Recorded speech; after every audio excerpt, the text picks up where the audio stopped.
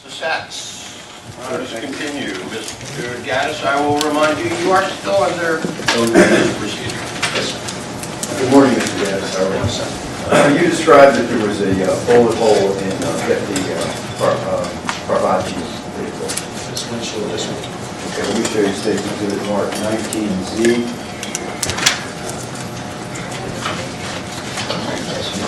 By that. Yes, sir. It's the projectile or the penetration site to the windshield of Caravaggio's vehicle. Okay, Your Honor, this time I'd like to offer a 19Z. I don't know anybody. So it's Mark. I'm sorry. It's the one you saw over here. I didn't recall.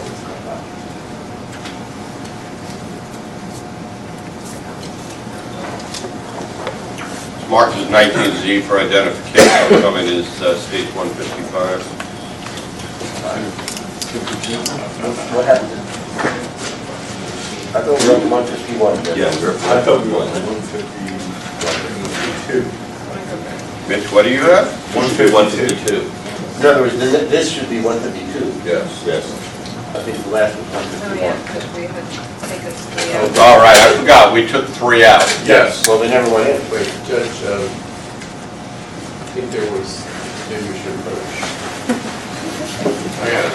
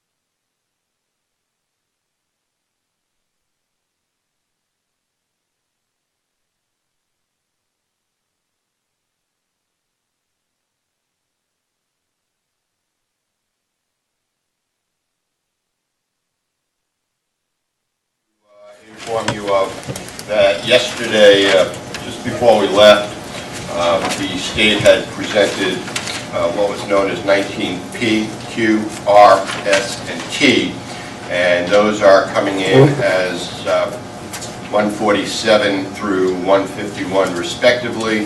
19Z will be 152. Thank you, Your Honor. Now I think we're all on the same page. Yeah.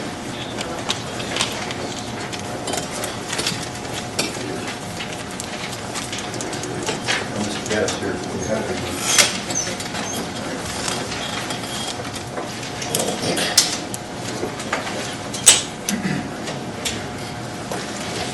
And where would that be on Deputy Caravaggio's patrol car? Right here where the is the windshield wiper. Did you say Caravaggio or? Caravaggio. Here at the where the windshield is, the windshield wiper. And that was the only bullet strike on Deputy Caravaggio's car, right? Yes, sir. And I notice you have a tag there next to the bullet hole. Yes, sir. Okay.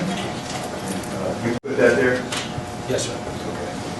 Showing you now state's exhibit that's already been introduced into evidence, 147 and 148.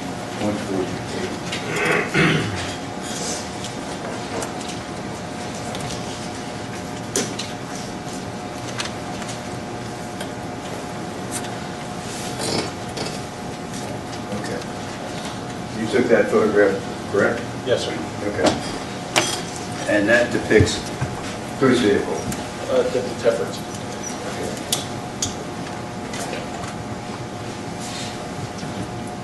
And you put markings next to those, don't you?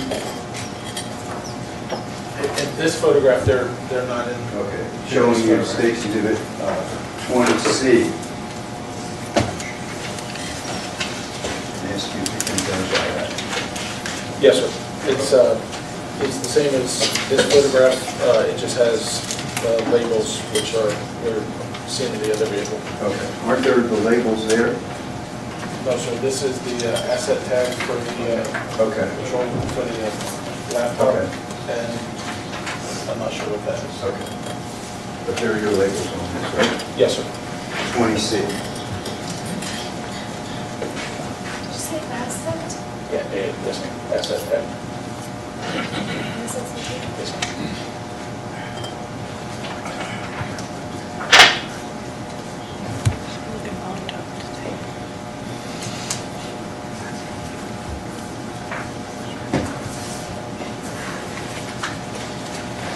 Introducing the honor Ballistic Exhibit 20C.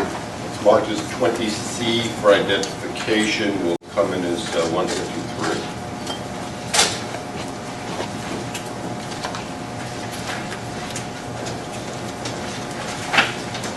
Okay, now I'll show you State's Exhibit 153. Right there. Is that your, labels? Yes, sir. So, Okay. And what labels did you give to that?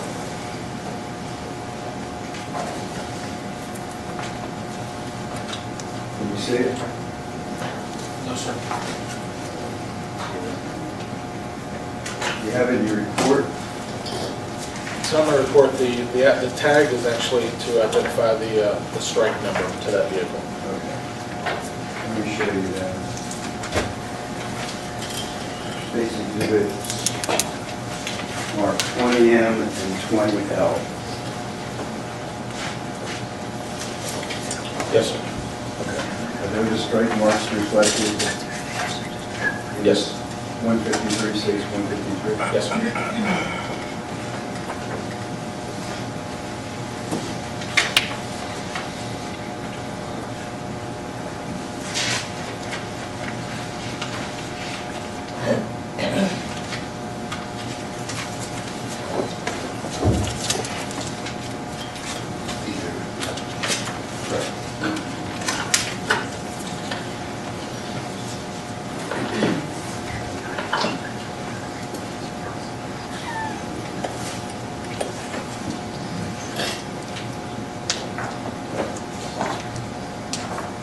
Your Honor, over 20M and 20L, 20L and 20M. It's marked as states 20L and M for identification, will come in as 154, 155 respectively.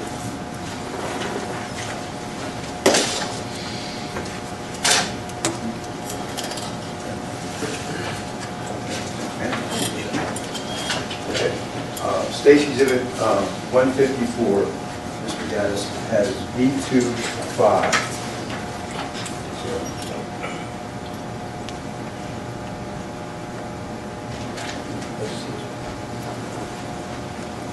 He is in boy, 2-5? B. So this is the projectile, or the penetration site to the extreme passenger side. All right, why don't you put State's Exhibit 153, right? Yes, sir. Okay, which one was that? So it would be this impact site here. Here's State's Exhibit 155. Which is number 6, which is in the center part of the photograph here, which is 153.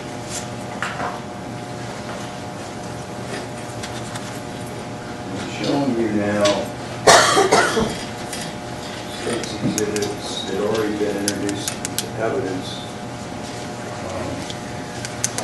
151 and 149. You see that? Yes, sir. And that's the way you saw the vehicle, and that's your photograph, right? Yes, sir. I'll show you now State's exhibit mark 20D for identification. And what does that do? This is a close-up version of the same photograph taken in this particular area. Your Honor, at this time, I'd like to offer State's Exhibit 20D.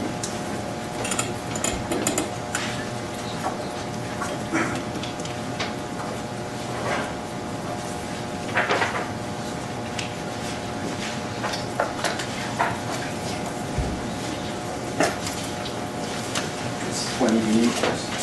D is in golf, right? Yes. It's marked as 20D for identification, will come into 156.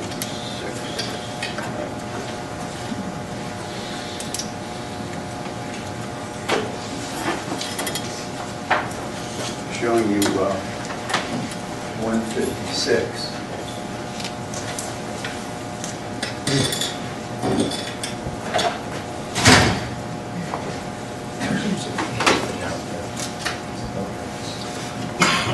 So this would be the forward frame of the vehicle, and this is where the window is still attached, and then this would be the impact side.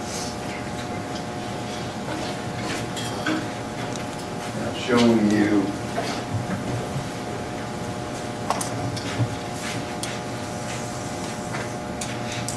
State's Exhibit that's already been introduced into evidence, which is State's Exhibit 150.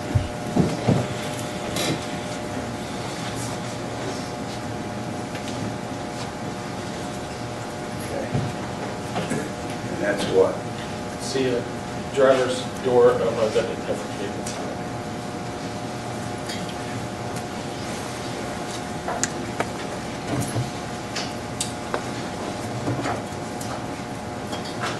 And did you label those? Yes, sir. Show you State's Exhibit 1.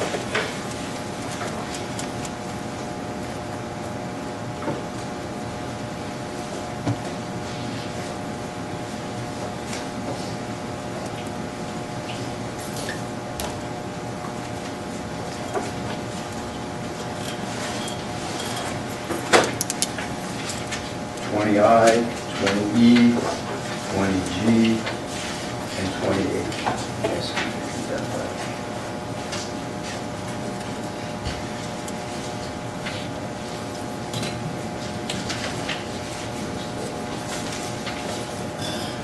Yes, sir. There are photographs of the driver's door. The impact. Yes, sir. You've labeled them V1 and V2. B2 number 2 and B2 number 1. And where would be V2 number 1 and V2? B2 number 1 would be here next to the Y, and then Next to the what? the Y in the photograph, the letter Y. And then number 2 is just below the side view mirror. Your Honor, at this time I'd like to offer State's Exhibits 20I, 20E, 20G, and 20H.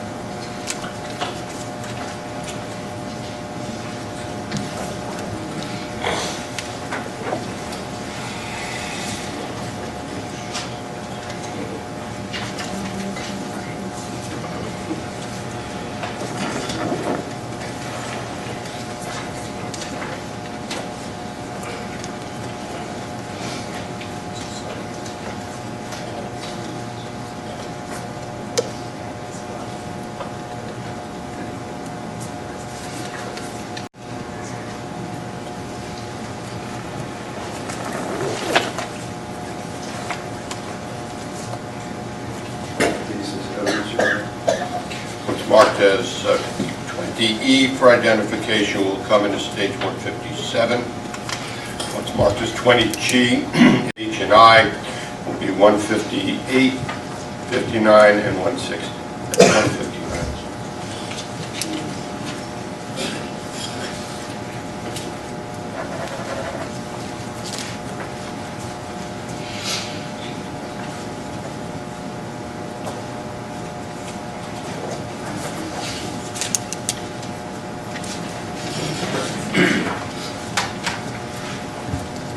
Okay, well, clerk, mark that. Let me show you state exhibit marked 20P for identification. Yes, sir. What is it? It's a photograph of the two items that you showed me yesterday, two pieces of projectile that we removed from the driver's door. Of Deputy Tephford's vehicle? Yes, sir. From those two bullet holes, you Yes, sir. have that to be state exhibit 150, right? Yes, sir. Your Honor, I'd like to offer state exhibit 20P.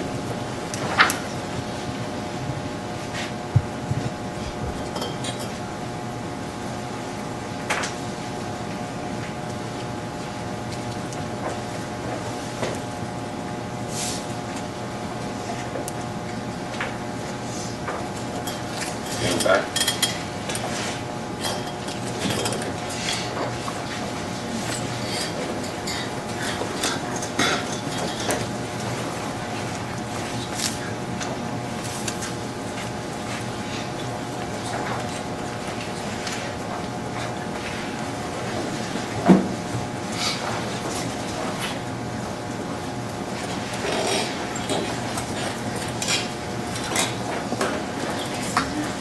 All right, what's marked as 20P for identification will come in as 161.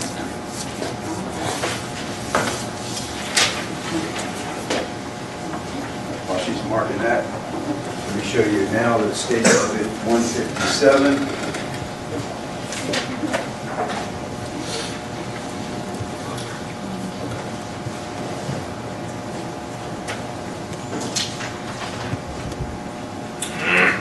So this is the impact site. This was the Y from county next to the doorknob. Next to the what? The door handle. Okay. And that would be in state exhibit 195. I'm sorry, 150. 150. That would be where? This one. Okay. I'm showing you now state exhibit 159.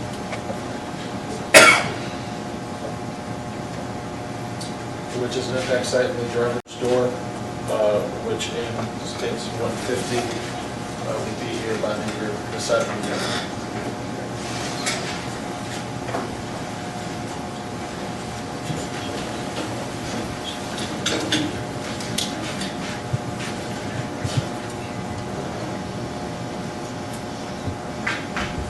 Showing you now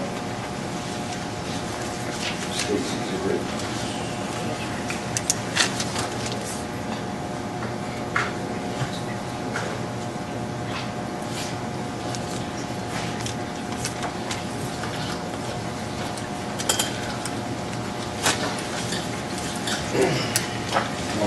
20N and 20L. Yes, sir, there are photographs of impact site on the passenger front door that was there. This time I'd like to offer state exhibit 20N and 20O.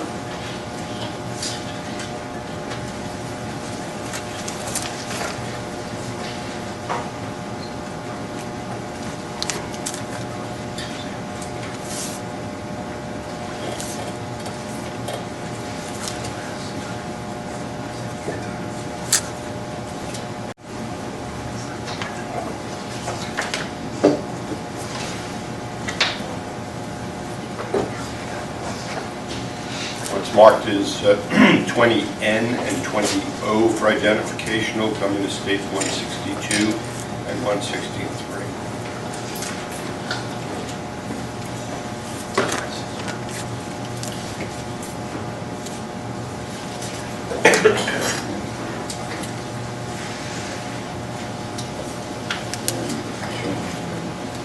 Now, States Exhibit 163.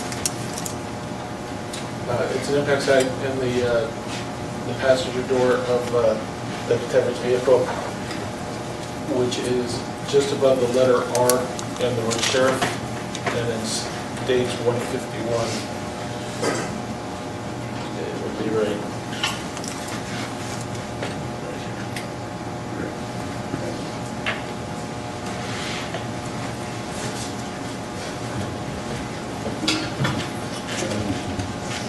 Now showing you States Exhibit marked 20B and 20A for identification.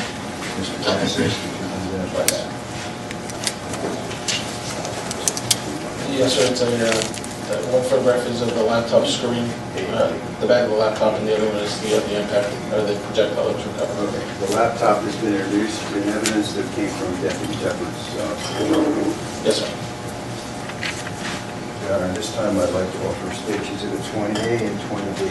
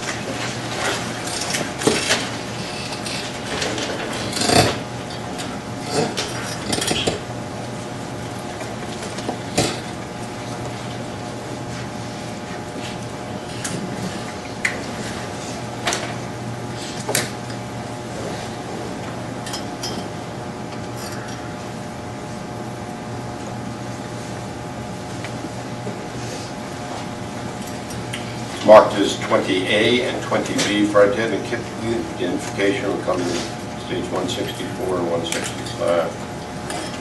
Mr. Gattis, while clerk is marking that, I'm going to show you States Exhibit.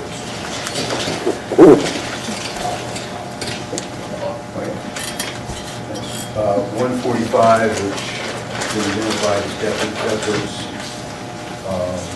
laptop. Yes, sir.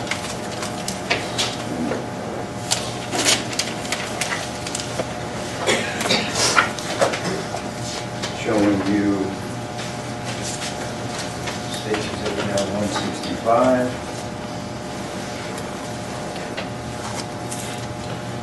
Where was that? In relation to the laptop, you can actually see the word, part of the word Dell. So it's right here, adjacent to the word Dell. Everybody see it? States Exhibit marked 164. That's a close-up. It's a close-up photograph once it was taken out of the laptop.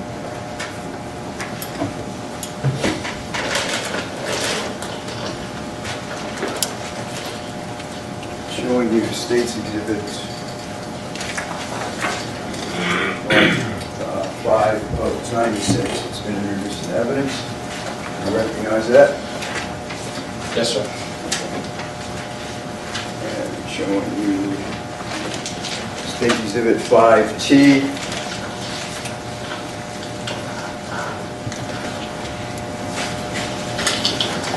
Yes, sir, it's a telephone. Okay, where did you obtain that? The driver's floorboard of the Tephford vehicle.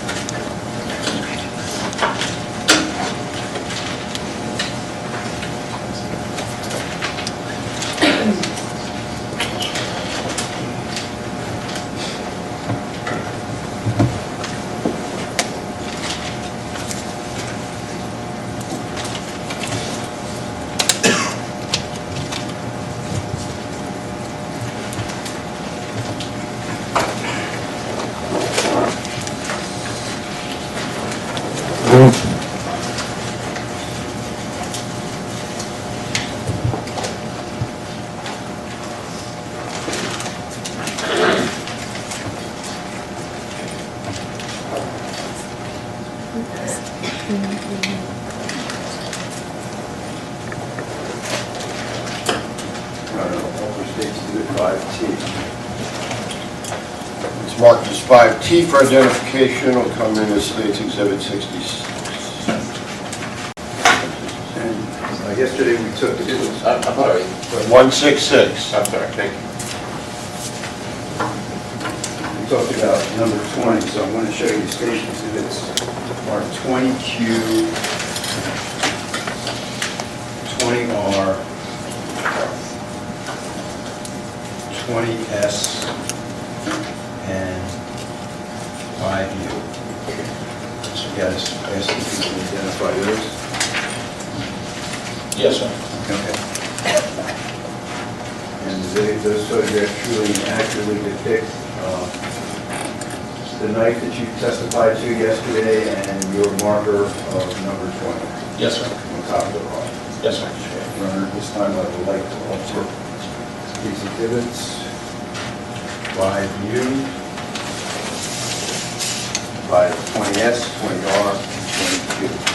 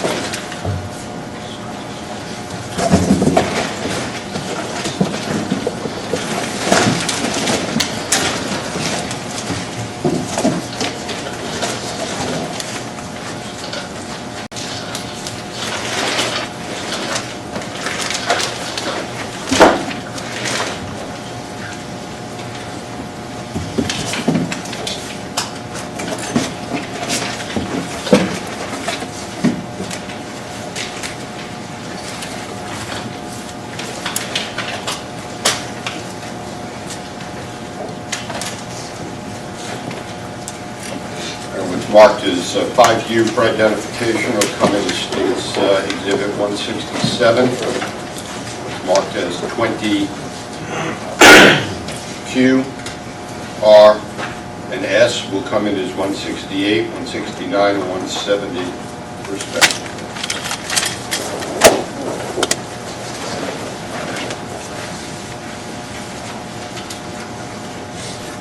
Where are those photos at? Number 20 that is on top of the car next to the green Cavalier is a 10-9. Can you give me those numbers again, please? 5U was 167, 20 Q, R, and S are 168, 169, 170. No problem. To show what you're talking about. Show you. Here's exhibit 168. We're going to put the 20, right? Yes, sir. Here's state exhibit 170.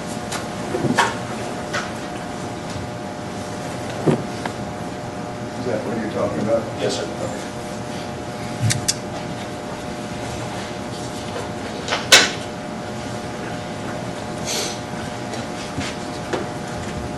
Now I want to show you state's exhibits.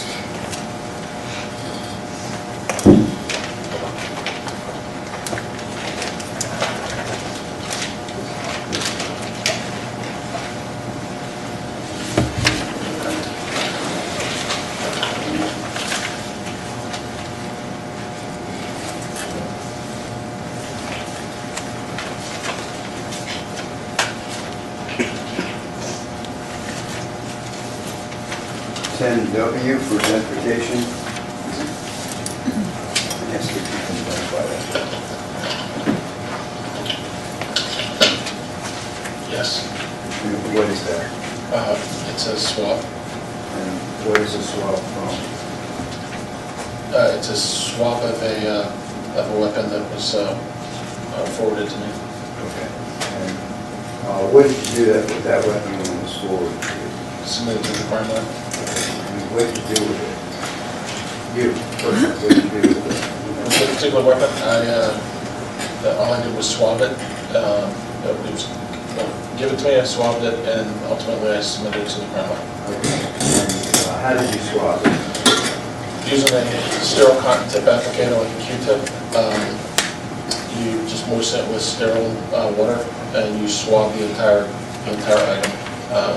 And the intent was collecting the epithelial cells and the DNA off the weapon. All right. And that's submitted for DNA, right? Yes, sir. And what weapon did you swab? What weapon was it? This would be, it was identified as DJN1, so it's a Glock Model 23 .40 caliber handgun, serial number D Delta M Mike 5022.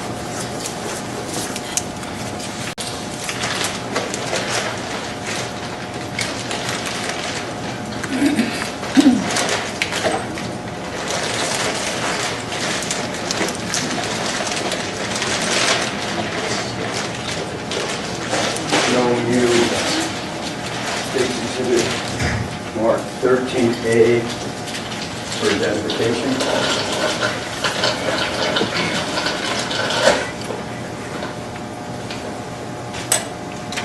Yes, sir. Okay. Can you identify that?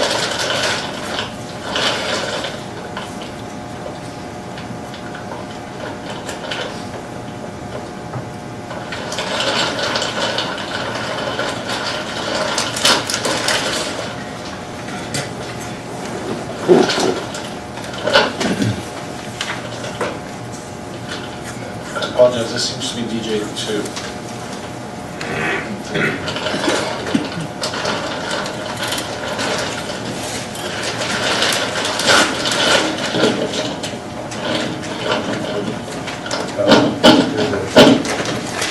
These are the magazines.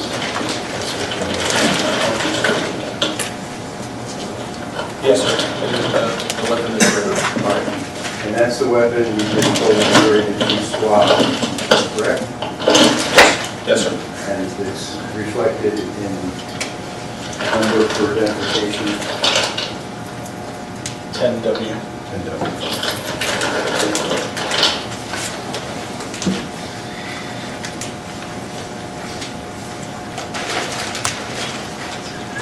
And showing you State's Exhibit Mark 10Y for identification. Yes, ask if you can identify that. Yes, sir. It's also a DNA swab from the weapon that was delivered to me. All right. And when you say it's a DNA swab, is it your swab? Yes, sir. It's a swab collected the same way the previous swab was collected. Okay. And tell us how you swab the gun. Again, with the sterile applicator and water, distilled water, just swabbing the exterior weapon. Have you done that before in other, how many times have you done that in other cases? Hundreds. Let me show you now State's Exhibit.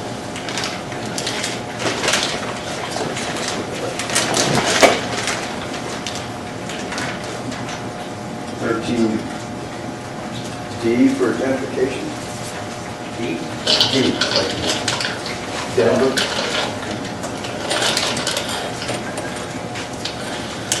Yes, sir.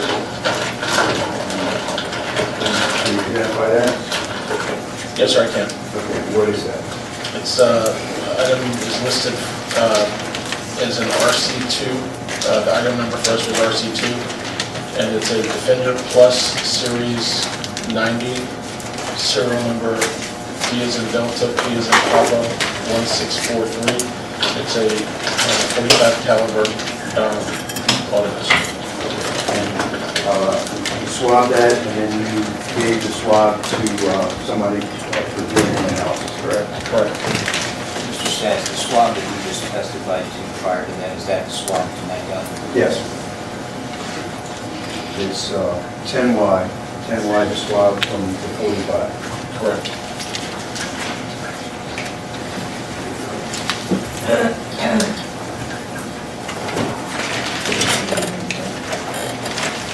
Showing you state exhibit Mark 10Z for identification.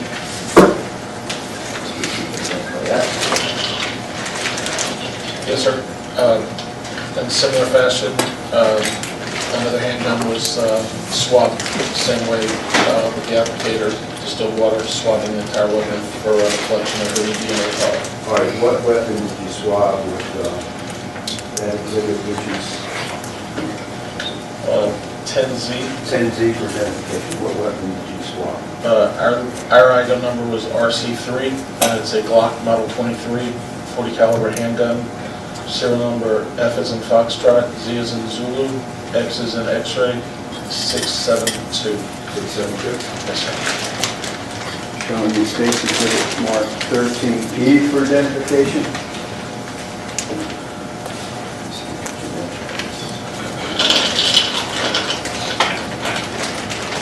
Yes, sir, it's the same Glock I just spoke of swab. The swab, that exhibit, which is, Exhibit 13E is an Echo. and what was the serial number of that? Foxtrot Zulu X-ray 672. And what type of weapon is that? It's a Glock Model 23 40 caliber handgun.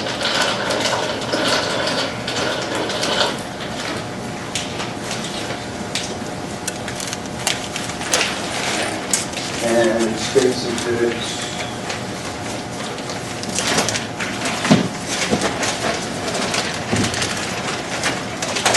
Mark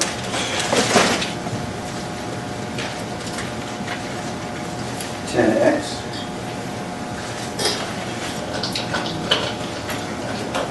Yes, sir. What is that? It's a DNA collection swab from another weapon collected the same way with the swabbing of the weapon. And what weapon did you swab?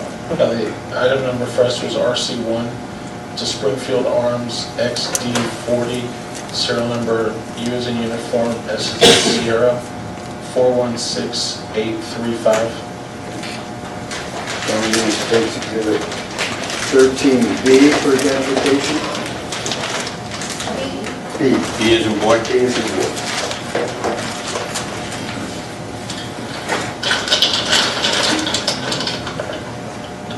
Yes, sir. Okay, and what is that? Can you identify that? Yes, sir. It's the item for us was RC4. I'm sorry, RC1, which is the Springfield Arms XD40. And did you swab that? I did, which is reflected in states 10X. Okay, and you label that RC1A, the swab? Yes, sir. So our state's exhibit for identification, 10X is the swab of state's exhibit 13B. Yes, sir.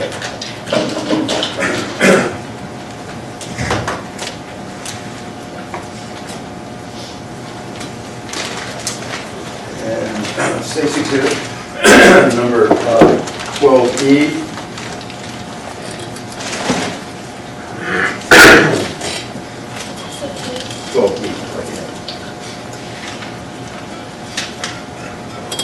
Yes, sir.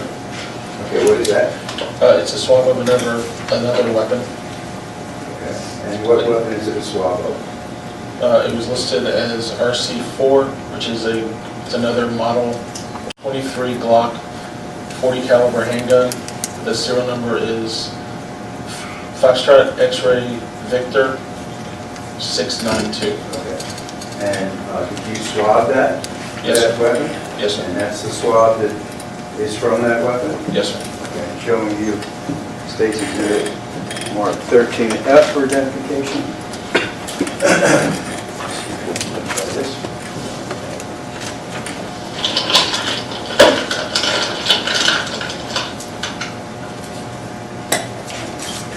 Yes, sir. Okay. How can you, what is that? It's a Glock Model 23 that I swabbed for DNA. RC4. What? It's item RC4. Okay, and the serial number of that one? F is in Foxtrot, X is in X-ray, V is in Victor, 692.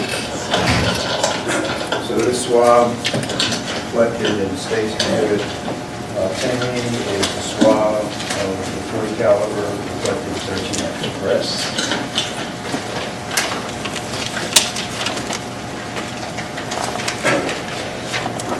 Now, there came a time, did you go to 8025 Colony Circle South? Yes, sir. Okay. Let me show you State's Exhibit composite 10X, 19X, and ask you if you can identify that. Yes, sir, it's aerial photographs. It's aerial photographs of the scene of the original incident to include the other apartment, 8025. Okay, so does that composite exhibit of 19X truly accurately depict 8060 Colony Circle North and 8025 Colony Circle South? Yes, sir. Okay. This time, Your Honor, I'd like to offer 19X. Should we approach it on that? Yeah, why not? Anybody need a quick break? Or once, twice? Yes. Yeah, sure. Okay, go ahead.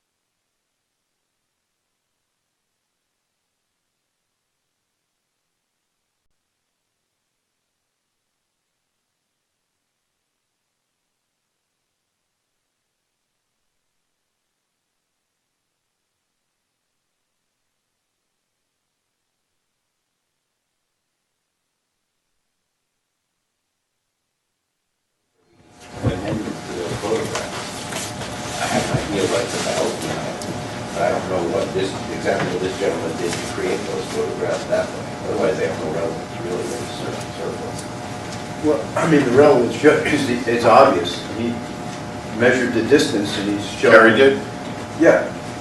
Well, that's not obvious from the photos. Yeah. All right, I can. Yeah, just finish that up, but that's, I think, all that's missing. Yeah, I didn't know what he's going to say and whether he can relate the prejudice to those, I don't know. As Mike just indicated, and I guess we'll hear from Terry on testimony, whether or not he's the one that actually did all those computations and put that there. Well, there's no computations on it. Sure there are. Look in the corners on top. Just so that you know, I actually looked at them because I did. When you say computations, I thought, because there's some, also, I think, going to be some testimony about how long it takes to traverse that route. They're also located in there, at least the ones I was given. Oh, okay, yeah, right. Well, so that, certainly, I would, well, first of all, how that comes in with this witness, I don't know. That's part of it. It's a Again, if he's the one that did that, Well, let me see, I'm not doing it for how long it took. Well, that's in 19, it's the last page. that can always be redacted. Well, it's a composite, and the 19X labels on this document that has a time on it. So again, you can come in as an exhibit, and before the jury sees it, we can have that changed. Yeah, put a label on it. Yeah, well, you weren't there when this was for you. You were? Oh, so you timed it? Okay, I thought it was, yeah, okay. That's my fault. You actually find Come on, we know Terry a long time, you know he doesn't miss a dot on an I or a T. I do, in this case, I did. yeah, and then you're going to tie it up later. I'll ask you before I introduce. And Tuttle will come in. Okay. But he doesn't know how fast you ran it. No.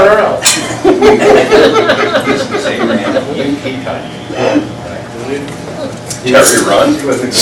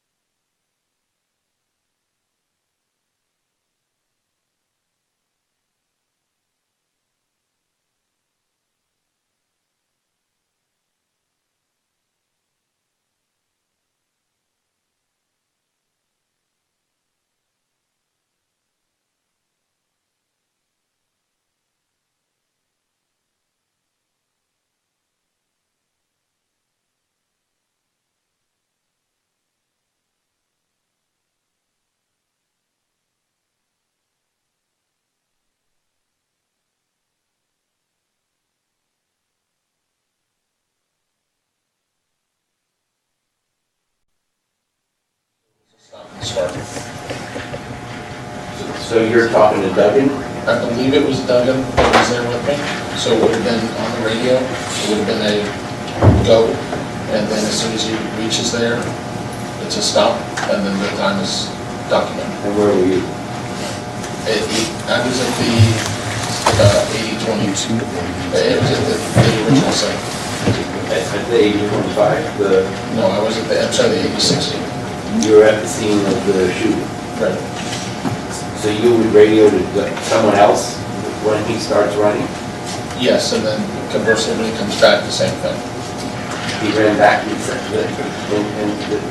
same route, running back, and then Duggan... No, there's only one listed on there as the route, but it's the run. On the one that's listed here in 19X, the composite, do you know where you were on that one? Yes, I would have been here. So you would have been at 80-60, and is that where he started or where he ended on this one? Where he started, I don't remember how many times he ran this. I don't remember if he ran it in each of the outlined ways. But in this particular one, he ran it in 1 minute 43 seconds. I was here. You were at 80-60. You're at 80-60? And then when he reached this location, 80-25. then I was notified on the radio. We had a private channel, so it was just a start and stop.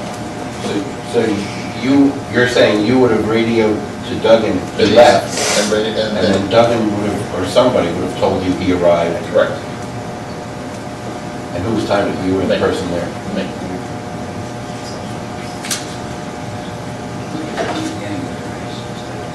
And you didn't do that for each one of these routes that are depicted?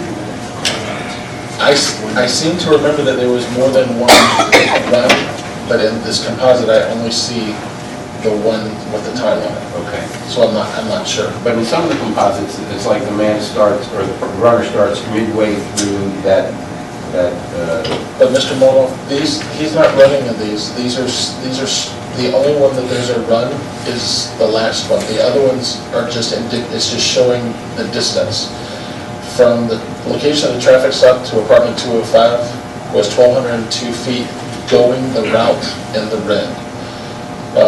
From the traffic stop to apartment 208 was 1,260 feet going the route in the red. I understand, no, we understand that. I don't need you to say what's on these documents, but I thought, correct me if I'm wrong, that this man at Tutler actually ran all these routes as well. I remember he ran more than one. I don't know what the numbers were. Well, which one has the time on it? Is that Just only the last one? Correct. And on the last one, you're confident that you were at the start and Duggan was at the end? To the best of my recollection, yes, sir. There's no notes of this? There's no report made about this or No, something? sir. It would have just been this. Sorry. But when you say just been this wasn't in existence when he ran. In other words, there's no memorialization of exactly how this happened, who was measuring what, like the start and the stop, and how many times he was running it. It may have been in the handwritten notes. But, I mean, there's no report now that we can look at to discern what happened. Not that I would have noticed. So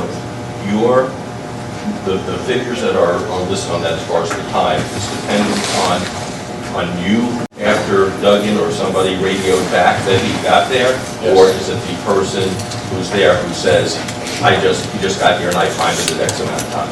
No, I timed it, so I would have been at the scene and then would have been told that he had arrived at the second location. So the accuracy of this is dependent upon the radio communication from another person saying the person got there and that you did not view yourself.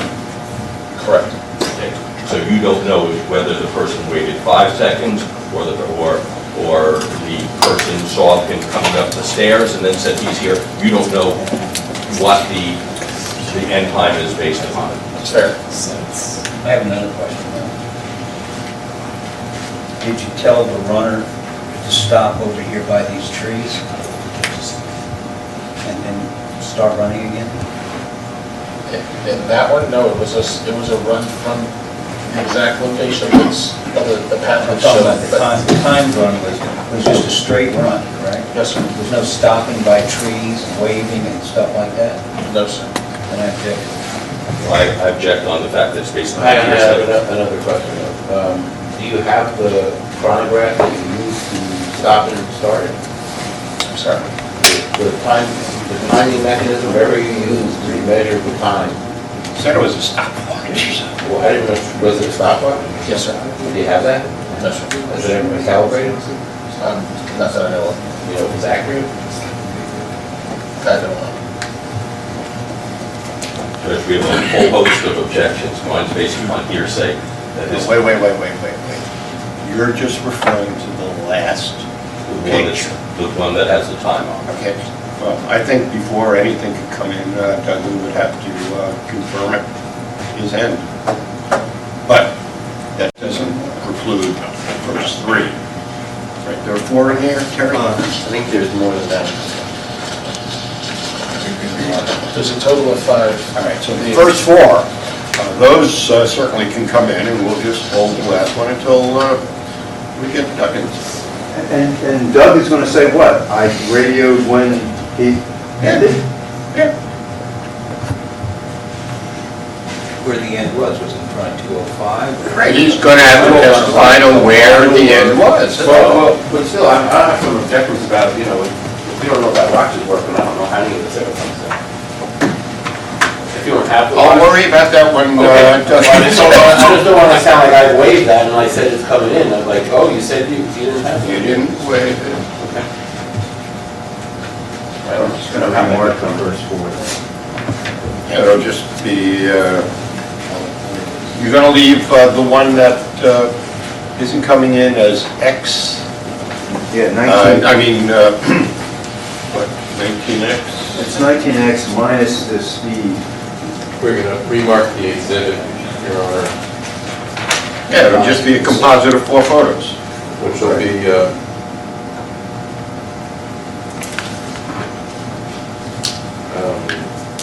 20X. 20X? That's what it, It was 19X.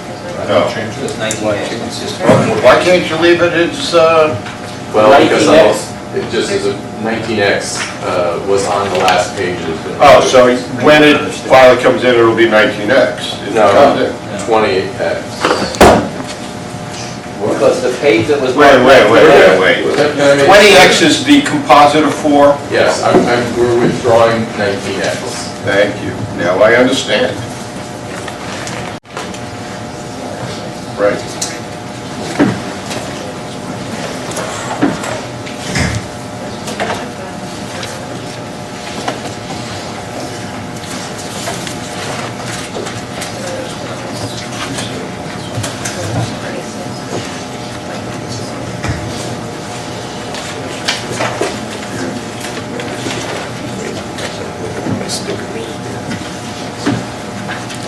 All right, Danny, let's bring the jury back. Can I just have 1 second? Hold it, Danny.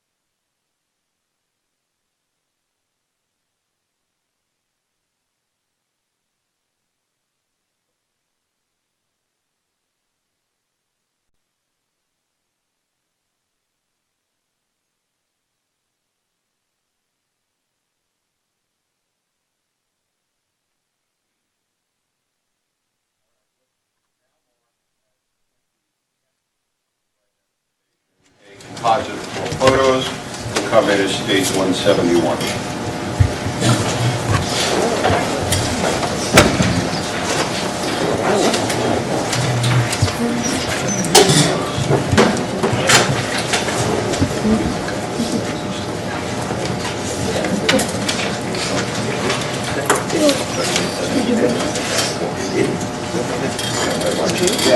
I'll show you now State Exhibit 171 quarter. Could you show us what you did after those photos to create those? Using a aerial photograph, I would ask to calculate the distance from the original scene to this apartment's building in both at apartment 205 and 208. So from, in that photograph, from 8060 Colony Circle North to 8025 Colony Circle South, using that route, what was the distance? Using this route, which is indicated in red, to 205, it was 1,202 feet. To 208, it was 1,260 feet. Okay. So that's apartment 205 and apartment 208, right? Yes, sir. Okay, and the next photograph in that exhibit.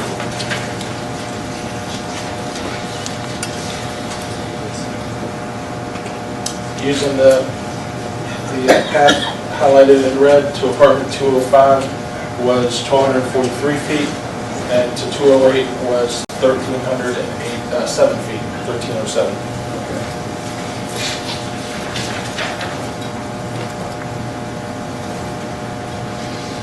And this path is only from the electrical box, which is off of Colony Circle, to apartment 205 and 208.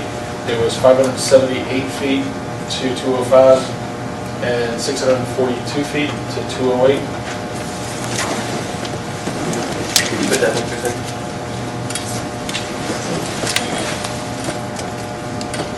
Okay. Appreciate it. And lastly, from the electrical box,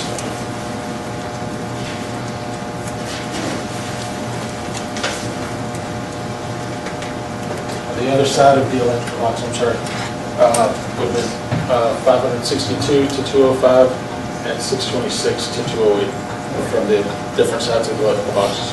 Okay, while you're standing there, there come a time on November 18th, 2006, where you returned to 8025 Colony Circle South, apartment 205. Yes. Okay.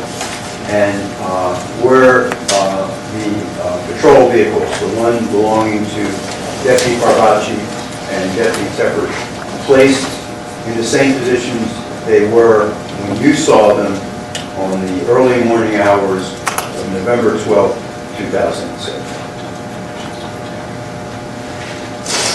Not their vehicles, no. Other vehicles? Yes. What kind of vehicles? They were the same make and model of their vehicles, but patrol vehicles, but just Okay. it wasn't their vehicles. All right, were they placed in the same position as Deputy Carvacci's and Deputy Tephford's? Yes. Okay. And did you, was your purpose to see if you could see the lights? Yes. And were you able to? Where were you when you tried to see the lights? On the balcony of apartment 205. Okay. And you could not see the lights at all? Yes, sir. Okay. And I'm talking about the officers' head, overheads and the blue and red and white lights. You could not see them, could you? Yes, sir. All right. At this time, I have no further questions, Mr. Barr. Williams?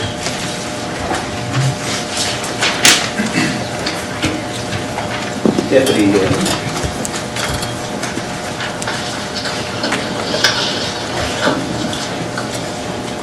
yesterday, you identified 19 shell casings.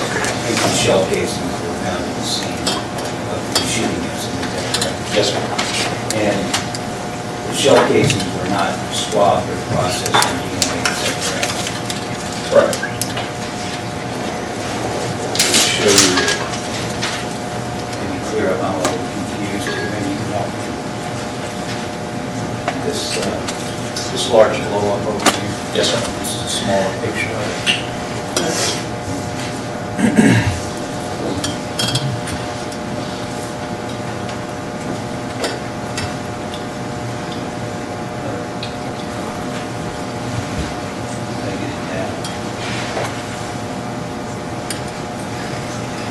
You see in the upper,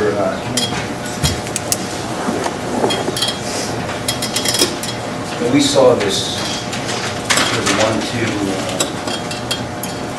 where these numbers here are, this picture.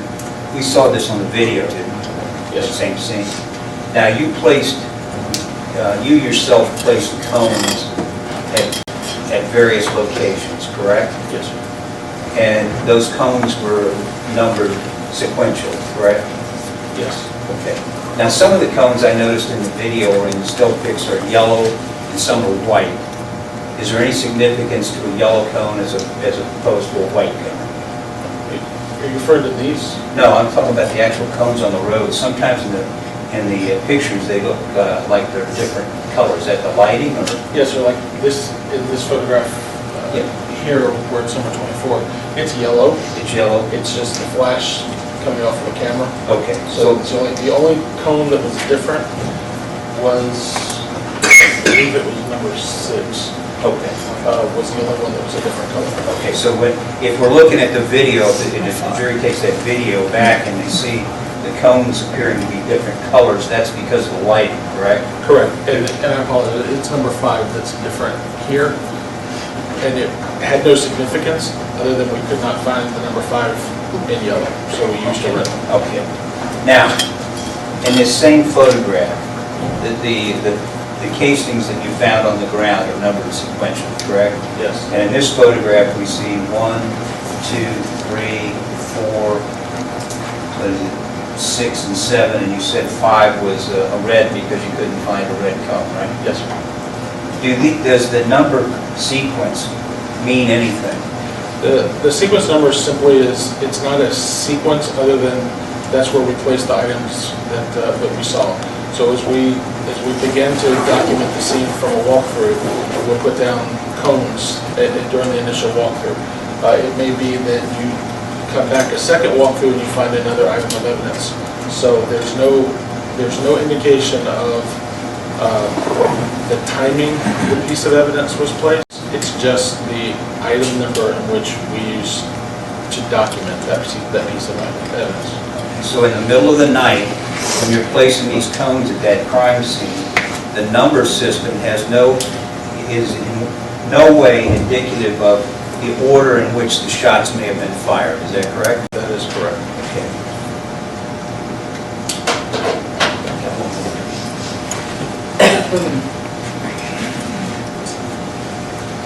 Now, on state, I'm sorry, I didn't identify the last exhibit. That was State's Exhibit 131 I'm referring to. When I show you State's Exhibit 157,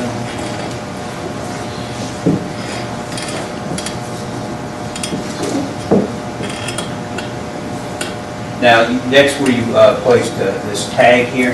Yes, sir. So if the jury in the future is taking these photos back into the jury room, the V2, the Victor 2, symbolizes Deputy Tephford's vehicle, correct? Correct. The vehicle 2 is identified for our purposes as Deputy Tephford's vehicle. And if they see photographs with V1, Victor 1, that would be Shante Spencer's vehicle? That's correct.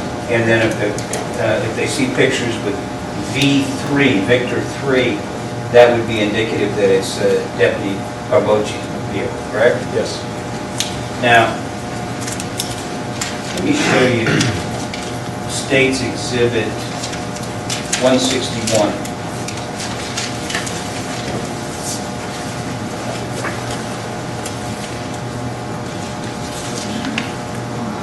I may get this down and save some. Nope. Okay.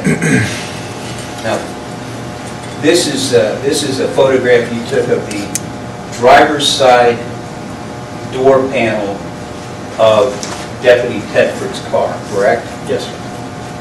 And this shows, if I'm correct, TLG 54 and TLG 53 show, do they just show holes or do they show holes with projectiles? This is a photograph of the two items. The surface is not the door. This is just, once the pieces of evidence were taken out, they were placed on the floor and photographed with these designators. You confused me now. So, Is this metal stuff we see here, is that just the floor? yes, Okay. the floor of the garage door we were processing. Oh, okay. So once I collected the items, I took them out, I placed it on the floor, put these markers on it, and took the photograph. So the items is just this and this. So, okay, so what is TLG 53? They're both portions of fragments that were recovered from inside the door Okay, they recovered from inside the door, the driver's side door of Deputy Tephford's Tephford's car. Okay. Now, which hole, projectile hole, did these come from? I don't know. You don't know? Okay. So, because we saw a hole, I think that we saw one that had the driver's side door that was between the handle and the Y, correct? And then we saw another hole that was further up near the driver's side window. Yes, sir. And at this point in time, you don't know which hole those pieces of fragments would have come through. That's correct.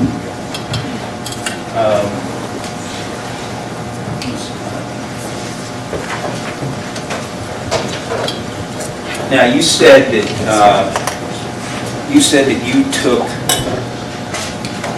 swabs from a Springfield Arms .40 caliber handgun, is that correct? Yes, sir. And you swabbed that gun thoroughly using the sterile swab? Yes, sir. Now, that swab you took off that gun, you performed that task on November 13th of 2006. I believe that's correct, yes, sir. Can you check, please? Yes, sir.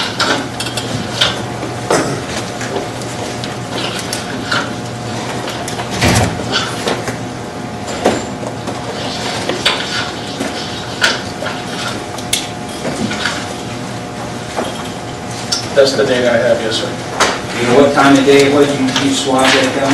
Yes, sir.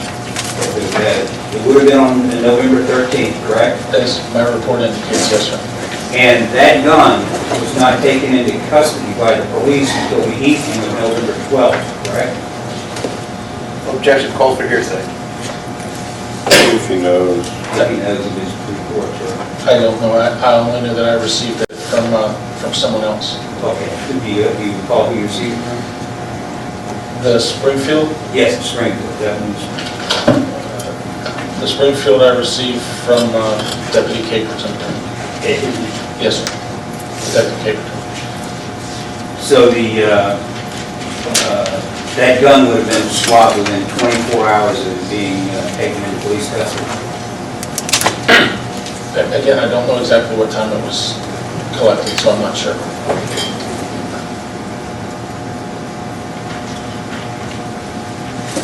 Now, you swabbed, that same day, November 13th, you swabbed other handguns that had been taken into evidence in connection with this case, correct? Yes, sir. That swab regarding, I think we call it RC-1A, Yes, sir. Springfield, Yes, sir. you didn't confuse that as a swab from any other gun, did you? No, sir. You didn't mix up the swabs? No, sir.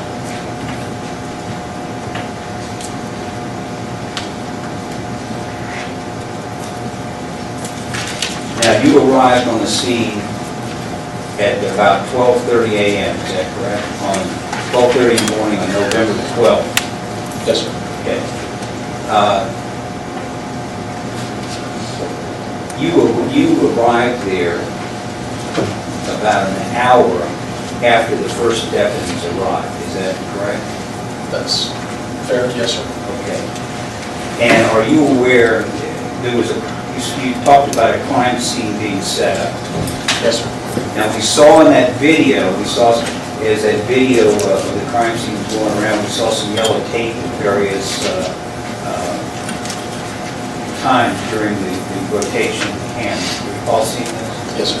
Would the area inside that yellow tape constitute the crime scene? Yes, sir. Okay. And when And when you set up a crime scene, you set up a crime scene log, correct? People do, did you, or was it set up when you got there? Once road patrol gets there, they establish the scene as best as they have it. And then it's the road patrol, the first responder's responsibility to log people in once they arrive. When we talk about logging people, then we're talking about making an actual written record of the person that comes inside that crime scene, correct? Yes, sir. You identify them by name and position. Yes, sir. And you also identify when they leave, don't you, usually? Not necessarily when they leave, Okay. certainly when they arrive and they enter the crime scene. Okay. Now, you got there about an hour after the crime scene was established. Yes, sir. Are you aware that there were approximately 16 other law enforcement personnel or EMS personnel that had entered that crime scene before you got there and started placing your cones and stuff around? I would figure that's about a good number, an appropriate number of people. That's all the questions I have. Well,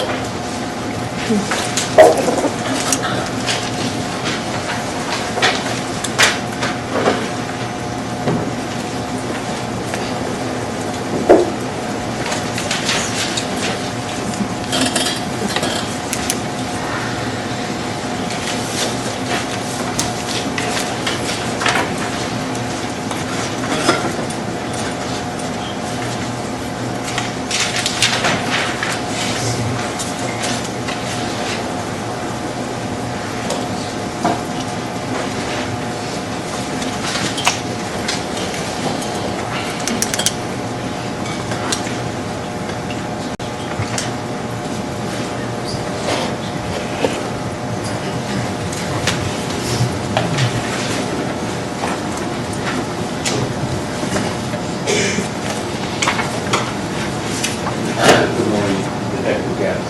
Don't worry, sir. Like counsel just said, you arrived at 12:30 a.m., that is correct? Yes, sir.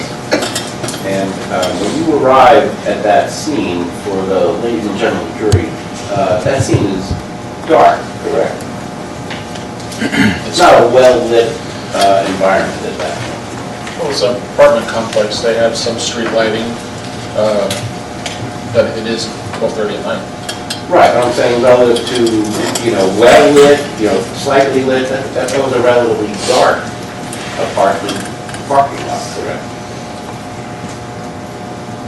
Yeah, I've seen brighter and I've certainly seen darker, yes. I mean, it's, Fair enough. We've had some witnesses talk about that as well, I'm not trying to put it on the spot. And when you said you have a van at the house, did you have that van that you were standing on top of when you made that video?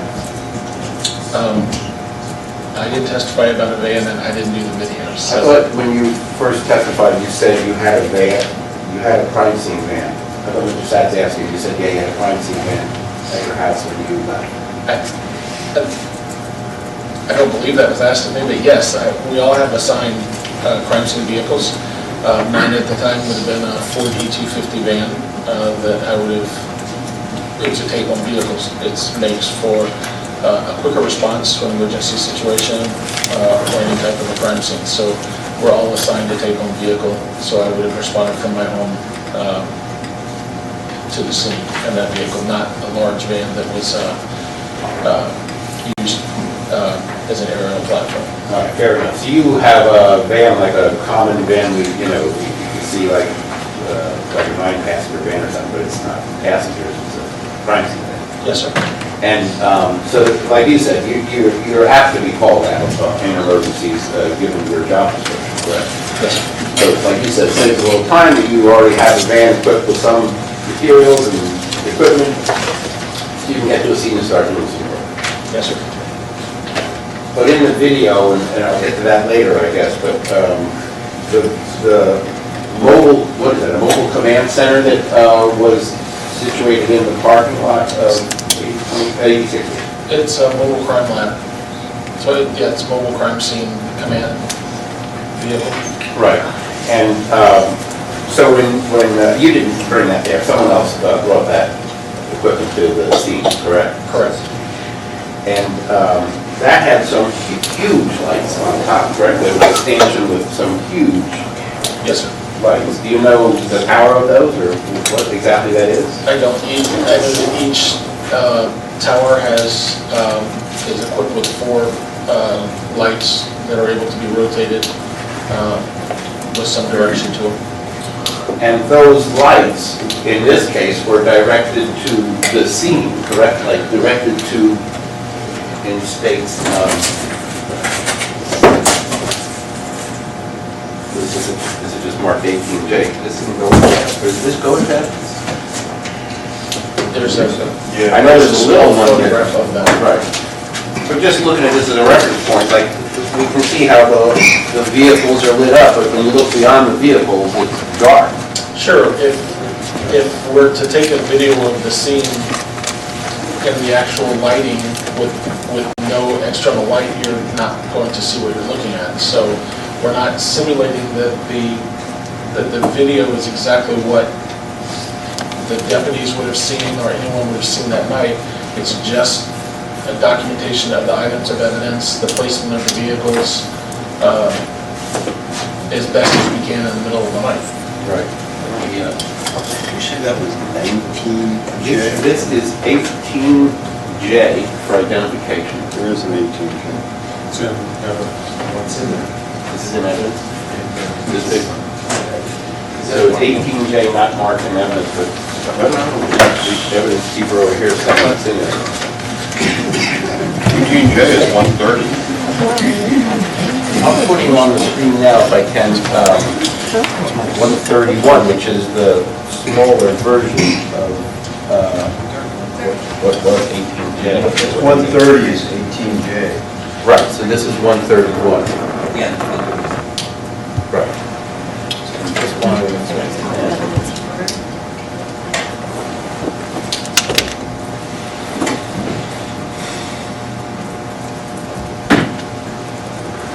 This is the van that you're talking about, correct? Or that we're talking about. And those are the stanchions, the light stanchions that are on that mobile crime van, or whatever you call it, correct? Yes. And those are trained on the various, well, they're trained on the 2 patrol cars and the Toyota, as we can see in some of these pictures, like this one right here at the top doesn't have any exhibits marked in it, but we can see how it's well lit here at the bottom. But when you look beyond into what would be where 8040 is, the other building, you can't even see the building, correct? You're correct. That's because in the lower portion of that photograph, you're closer to the mobile lab, so the lights obviously aren't going. They're going to show brighter closer to the source and less further out. And Just that's like a exactly, flashlight. and that was exactly the point of doing that, parking the large mobile van where you did, so you could illuminate the scene that you were going to mark and want to videotape. Yes. Okay. But what I'm saying is, you took this photograph that we're looking at now? I believe that is my photograph, yes. Okay, so when we look into what we know is the back of that parking lot, we know that there's buildings back there, like again, looking at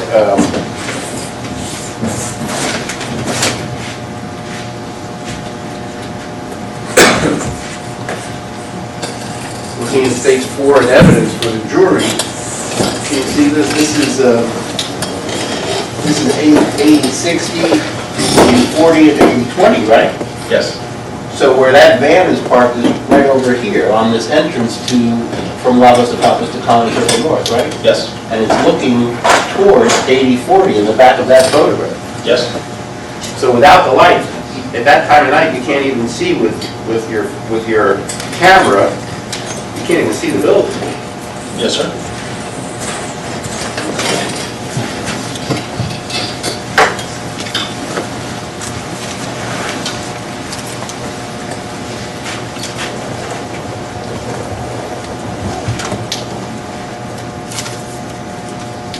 So the point is, in order to see those cars, to see what the detail that you're trying to see in that scene, you needed not just a flash of a camera, you needed that crime scene mobile van with whatever is huge lights, correct? In order for us to document it, we certainly could have done it without the mobile lab. It's not going to show the clarity of the items of evidence, the placement of the vehicles. We can do it at a far closer up version of it, holding handheld lights for external lighting. This provides us the opportunity to be able to document a wider area of the area that we, at that time, believed to be the affected scene. Okay. And like you said, some deputies had arrived earlier and actually placed white cars on the scene, correct? Yes, sir. I think that's actually in some of the photographs. Let me just find it.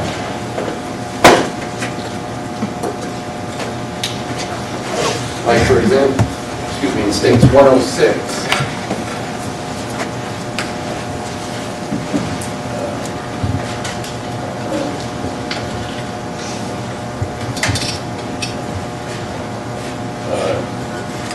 You said, you go ahead. I was going to say, you see in these columns here on the screen there, you can see there's white cards underneath. Next to number 12, you can see it here in this photograph. You put that in States 131. Then adjacent to the number 6, the ruler is ours. It's just to show a point of reference for scale of reference. But you can see here where I'm pointing is the case cards that I described that the deputies were placing down just to help us identify items that they had seen as they were initially responding to the scene. I don't even have to see, thank you. And that was, good work. Deputies were responding for other reasons, and the initial responders are also recognizing that there's some evidence and they mark it with a business card or something they have accessible at that moment. Yes. And pretty much every one of those business cards was used to mark a casing, correct? I believe so. Right, in other words, those cards didn't mark anything like, correct. It appears that whoever did that was at least cognizant of the fact, walking around the scene, the most important things they were seeing were casings around the crime scene, correct? I didn't place the cards, but I don't believe that the intent was that it's the most important things. I think it's spent shell casings, as you described, in a dark environment are going to be extremely hard to see. So as people are walking around the scene, it's not uncommon for someone to kick one. It's not uncommon for fire rescue to kick them when they're responding, things like that. So because they're so not easily seen, I think that they put the cards down for that purpose, not because they felt that it was the key piece. Okay, well, it's naturally important then. We would say it's equally important. I would say all the evidence is important, yes. But for purposes of explaining to the jury, when you had cards down, I think each and every one of those cards was at a casing, correct? I believe they were, yes. And like you said, there was some activity in the crime scene. It's been brought out that there were first responders, has to happen in a scene like this, correct? Yes. And yet, it doesn't mean that those casings are not in close proximity to where they originally landed. That's fair.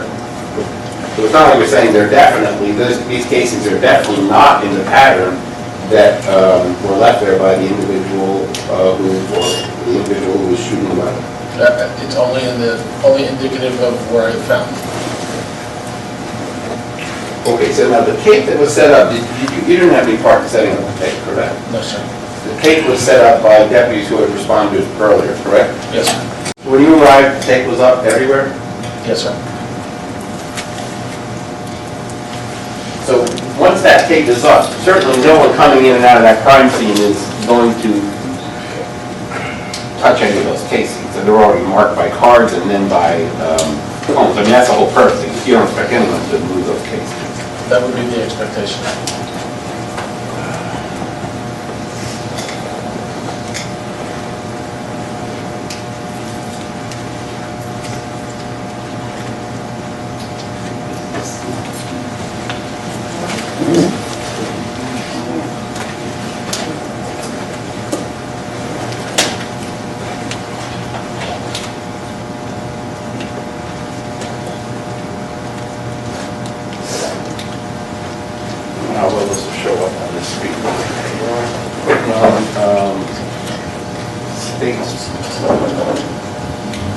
states 14. Can you see that exhibit, and can you show the jurors where the crime scene tape is in that photograph best you can? At this particular time, the only place I would see it is, I believe this is still crime scene tape around this area. Right, well, you see there's a box there, though. I mean, you see, the crime scene tape seems to run here, and here, and here, correct?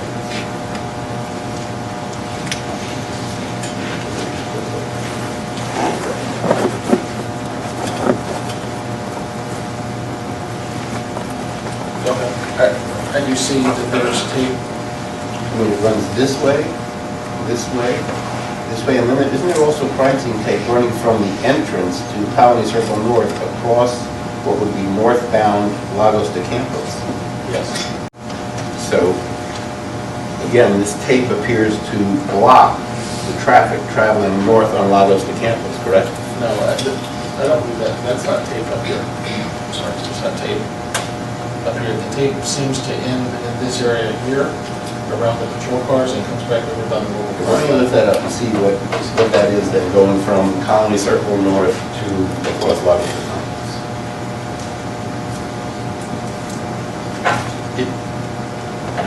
I don't know what it is, but it's not, I don't believe it's crime scene tape. I don't remember. I'm sorry. Right. But I don't believe, I mean, I see emergency vehicles parked in the northbound lanes, so. No, of course. What I'm saying is, not stopping emergency vehicles, stopping routine traffic from traveling north on Lagos de Campos. Right, again, in the same photograph, you have vehicles parked in the roadway, so it would seem likely that they're going to block this off to prevent northbound traffic Right. at both ends. Right, and you can't tell if that's tape, Rose Cross. I don't remember, I'm not sure. Okay, I mean, it would not be unlikely, though, that they would block off some traffic on a road, correct? That's correct. So, then, assuming that is crime scene tape in this photograph, deputies would be careful also in moving about in this area, correct?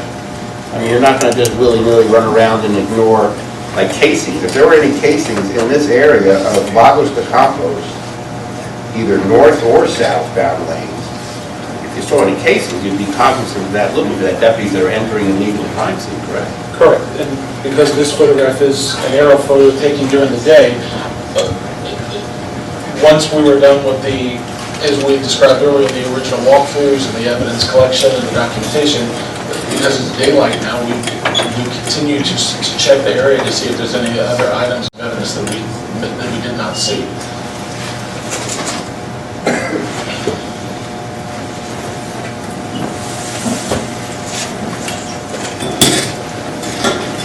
Good job. Maybe if you want to take a break, I want to need some exhibits for the rest of my cross. I don't know if it's a good time.